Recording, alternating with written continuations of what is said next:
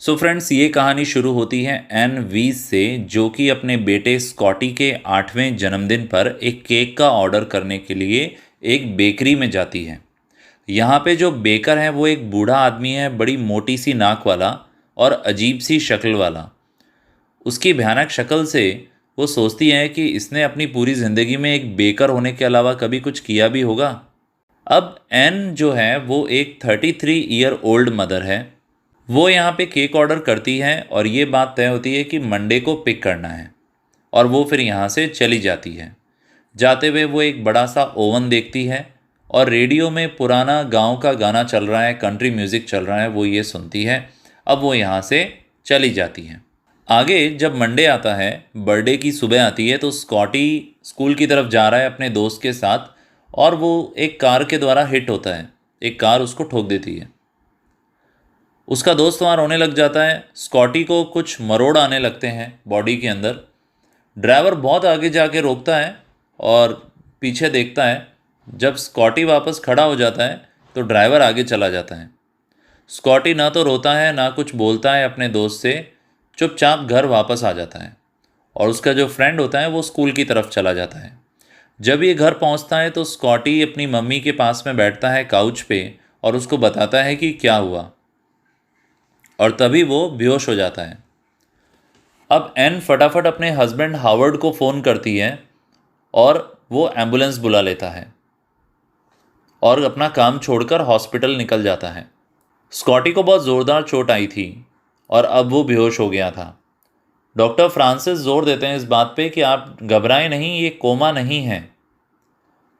वो दोनों, उसके मम्मी पापा, वहीं अपने बेटे के साथ ही रहते हैं कई घंटों तक। लगभग 11 बजे हॉवर्ड घर जाता है फ्रेशन अप होने के लिए। एन वहीं रहती है और अपने बेटे पे फोकस्ड रहती है। वो काफ़ी तेज़ गाड़ी चलाता है जब वो घर वापस आता है और अपनी ज़िंदगी के बारे में सोचता है कि ज़िंदगी अभी तक कितनी स्मूथ निकली है।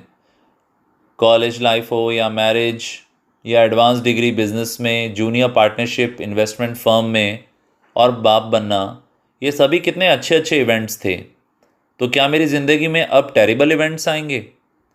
जब वो घर पहुंचता है तो कुत्ता भौंक रहा होता है क्योंकि फ़ोन की घंटी बज रही होती है।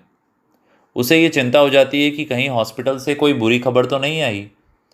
वो जैसे ही फ़ोन उठाता है तो सामने से आवाज़ आती है कि एक केक है यहाँ पर जिसको अभी तक पिक नहीं किया गया है। ये कंफ्यूज हो जाता है और फ़ोन रख देता है। अब वो हॉस्पिटल फ़ोन करता है और अपने बेटे के बारे में पूछता है। इसके बाद वो नहाने चला जाता है। जब वो टब में होता है तब भी फ़ोन की घंटी दोबारा बजती है। वो भाग के जाता है और कॉलर फ़ोन काट देता है। हॉवर्ड फटाफट हॉस्पिटल लौट के आता है और देखता है कि बेटे की कंडीशन अभी भी वैसी ही है।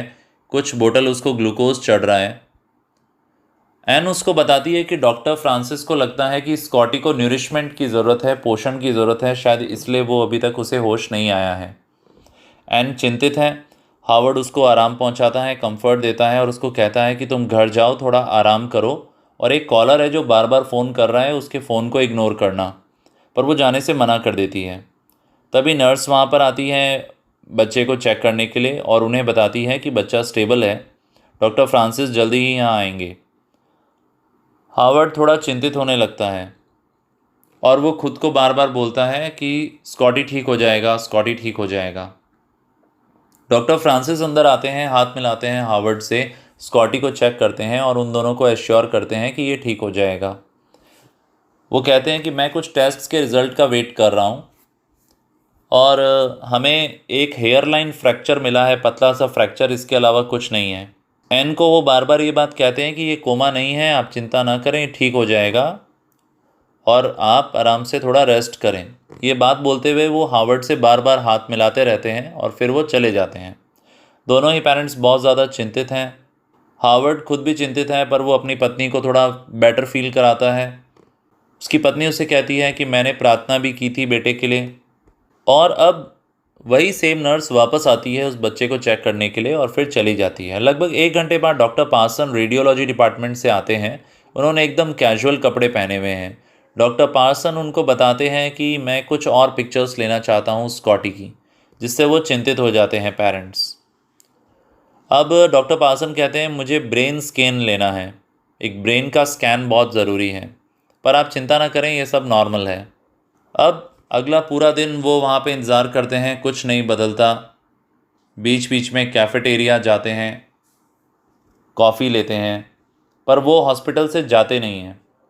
डॉक्टर फ्रांसिस दोपहर में आते हैं और उनसे कहते हैं कि आप चिंता मत करें, ये कभी भी उठने वाला है, ये कभी भी उठ जाएगा। अब नर्सेज बीच बीच में आती रहती हैं। एक यंग वुमन आती है, वो ब्लड सैंपल लेती है, जिससे वो और चिंतित हो जाते हैं। फिर रात हो जाती है। एन बहुत ज़्यादा परेशान हो जाती है और थक भी चुकी है वो। हार्वर्ड को झपकी आ जाती है नींद की। एन पार्किंग लॉट की तरफ देखती है, वहाँ पे कारों को और लोगों को वो वहाँ देखती है। फिर थोड़ी देर में हार्वर्ड भी नींद से उठकर उसके पास आके खड़ा हो जाता है। दोनों एक दूसरे के बहुत क्लोज महसूस करते हैं। फिर वहाँ डॉक्टर फ्रांसिस आते हैं और थोड़े कंफ्यूज दिख रहे हैं। वो कहते हैं कि सब कुछ ठीक है, पर मुझे समझ में नहीं आ रहा है लड़के को होश क्यों नहीं आ रहा है। और वो कहते हैं कि पता नहीं ये कोमा तो नहीं है कहीं। वो उनको एनकरेज करते हैं कि आप थोड़ा रेस्ट कर लो, थोड़ा बाहर चले जाओ, पर एन मना कर देती है बाहर जाने से। जब डॉक्टर फ्रांसिस चले जाते हैं तो हार्वर्ड आर्ग्यू करता है कि तुम्हें घर जाना चाहिए, थोड़ा रेस्ट करना चाहिए, घर पे डॉग है, वो भी भूखा होगा, थोड़ा रेस्ट कर लो, कुछ उसको भी खाना दे दो, तुम्हें स्ट्रेंथ की ज़रूरत है अगले कई दिनों तक। बट एन कहती है कि मैं यहीं रहूँगी। बट उसे ये भी एहसास होता है कि शायद मेरा हस्बैंड भी कुछ समय अकेला रहना चाहता है, तो वो चली जाती है। वो जब नर्सिंग स्टेशन के आगे से गुजर रही होती है, वेटिंग रूम के आगे से, तब उसे एक अफ्रीकन अमेरिकन फैमिली मिलती है। उनका टेबल पूरी तरह बिखरा हुआ है, कप्स, फूड रैपर्स, सब कुछ यहाँ वहाँ है, और वो परिवार बहुत ही रेस्टलेस दिख रहा है। जब वो औरत एन को देखती है तो उससे पूछती है कि क्या तुम फ्रैंकलिन के बारे में कुछ बताने वाली हो। तब एन कहती है मुझे नहीं पता आप क्या बात कर रहे हो। थोड़ी देर बाद बिना जाने ही क्यों एन उनको स्कॉटी के बारे में बताने लगती है और वो उन्हें अपने बेटे की कहानी सुनाते हैं कि फ्रैंकलिन एक नाइफ फाइट, एक चाकू से होने वाली लड़ाई के पास में खड़ा था और उसे एक बहुत तेज़ कट लग गया, और अब वो इंतज़ार कर रहे हैं क्योंकि अंदर ऑपरेशन चल रहा है कि ऑपरेशन सक्सेसफुल होगा या नहीं। एन उनसे बहुत क्लोज महसूस करती है क्योंकि उनका दुख और उसका दुख सेम था। बट अब वो कुछ और कहना नहीं चाहती तो वो वहाँ से चली जाती है। जब वो घर पहुँचती है तो वो चाय बनाती है, तभी फ़ोन बजता है। अभी सुबह के 5 बजे हैं तो वो बहुत चिंतित हो जाती है कि इतनी सुबह किसका फ़ोन आया। ये वही आदमी था, पीछे वही मशीनरी की साउंड आ रही थी बैकग्राउंड में। वो और कुछ नहीं कह रहा है, बस उसका नाम पुकार रहा है। और वो कह रहा है, और वो उससे पूछती है क्या ये स्कॉटी के बारे में है, क्या ये फ़ोन स्कॉटी के बारे में है। और वो कहता है हाँ है, और बाद में वो फ़ोन काट देता है। अब ये जो मदर है बहुत ज़्यादा परेशान हो जाती है, हॉस्पिटल में फ़ोन करती है और कहती है स्कॉटी के कमरे में आप फ़ोन को फॉरवर्ड करें। हॉवर्ड उसको कहता है कुछ भी नहीं बदला है, सब कुछ वैसा ही है, अभी वही हालात हैं, डॉक्टर फ्रांसिस 8 बजे आएंगे। एन और भी बातें करना चाहती है, पर वो उसका पति उसे कहता है थोड़ा तुम रेस्ट करो। तो वो नहाती है, चेंज करती है और फिर हॉस्पिटल आती है। और पूरे रास्ते वो इस बारे में सोच रही होती है, स्कॉटी की इंजरी के बारे में और उस फैमिली के बारे में जो उसे वेटिंग रूम में मिले थे। एन सीढ़ियों से ऊपर जाती है फ्रैंकलिन की फैमिली को ढूंढने के लिए, बट उसे पता चलता है कि वो अब वेटिंग रूम से जा चुके हैं, पर उन्होंने जो कचरा फैला रखा था वो अभी भी वहीं पड़ा है। एन नर्स स्टेशन पे जाके इंक्वायरी करती है तो पता चलता है फ्रैंकलिन मर चुका है। वो तुरंत स्कॉटी के कमरे में जाती है। अब हावर्ड उसे बताता है डॉक्टर फ्रांसिस आए थे, साथ में एक न्यूरोलॉजिस्ट भी थे, और उन्होंने डिसाइड किया कि वो ऑपरेशन करेंगे क्योंकि स्कॉटी उठा नहीं है। इससे पहले कि एन बहुत ज़्यादा पगला जाए टेंशन में, स्कॉटी अपनी आंखें खोलता है। वो फटाफट उसके बाद भाग के जाते हैं, पर वो तुरंत ही अपनी आंखें बंद कर लेता है और अपनी अंतिम सांसें लेता है। उसकी डेथ हो जाती है। डॉक्टर फ्रांसिस बुरी तरीके से हिल जाते हैं और कहते हैं ऐसा तो कभी नहीं होता, ऐसा तो लाखों में एक बार ही होता है। वो बहुत ज़्यादा माफ़ी मांगते हैं और एन को गले लगा लेते हैं। हावर्ड भी बाथरूम में रोता है ज़ोर ज़ोर से। डॉक्टर फ्रांसिस कहते हैं हम अभी बॉडी नहीं दे सकते, अभी ऑटोप्सी बाकी है। घर पे अब वो लोग शांति से बैठे हुए हैं, दोनों हस्बैंड वाइफ।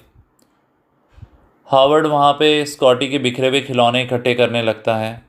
वो दोनों साथ में रोते हैं, रिलेटिव्स को फ़ोन करते हैं। हावर्ड गराज की तरफ जाता है और वहाँ पे स्कॉटी की बाईसाइकिल से खेलने लग जाता है। वो बिल्कुल पगला गया है, एकदम बेसुध हो गया है। अंदर तभी फ़ोन की घंटी बजती है। ये वही आदमी है जो बार बार स्कॉटी के बारे में ज़िक्र कर रहा है।